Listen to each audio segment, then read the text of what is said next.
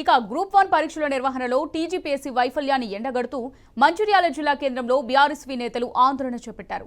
IB చౌరస్తాలోని Ambedkar విగ్రహానికి వినతి పత్రం ఇచ్చి నిరసన తెలిపారు. పరీక్షల నిర్వహణలో జరిగిన అవకతవకలకు నైతిక బాధ్యత వహిస్తూ public service commission chairman Burra Venkatesan రాజీనామా చేయాలని జిల్లా బీఆర్ఎస్వీ అధ్యక్షులు బడికల శ్రావణ్ డిమాండ్ చేశారు. మళ్లీ పరీక్షలు నిర్వహించి అభ్యర్థులకు న్యాయం చేయాలన్నారు. లేకుంటే ఆందోళనలు తీవ్రతరం చేస్తామని హెచ్చరించారు.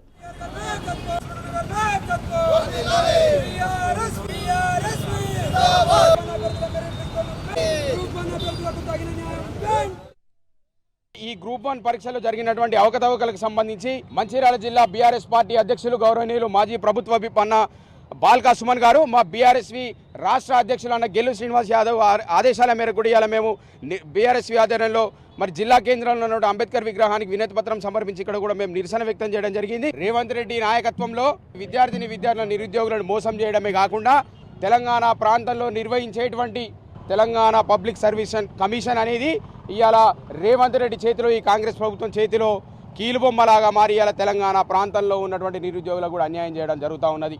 మొన్నటికి మొన్న నిర్వహించినటువంటి గ్రూప్ 1 పరీక్షలో మరి ఈ తెలంగాణ ప్రాంతంలో ఉన్నటువంటి నిరుద్యోగులందరినీ కూడా మోసం చేస్తూ అక్కడ ఉన్నటువంటి పోస్టులను అన్నింటినీ కూడా అమ్ముకొని ఇలా తెలంగాణ ప్రాంత విద్యార్థుల నోట్లో మట్టి కొట్టినటువంటి ప్రభుత్వం ఈ కాంగ్రెస్ ప్రభుత్వం, రేవంత్ రెడ్డి టీఎస్పీఎస్సీ కమిషన్. మరి ఈ టీజీపీఎస్సీ కమిషన్ మేము డిమాండ్ చేస్తూ ఉన్నాం.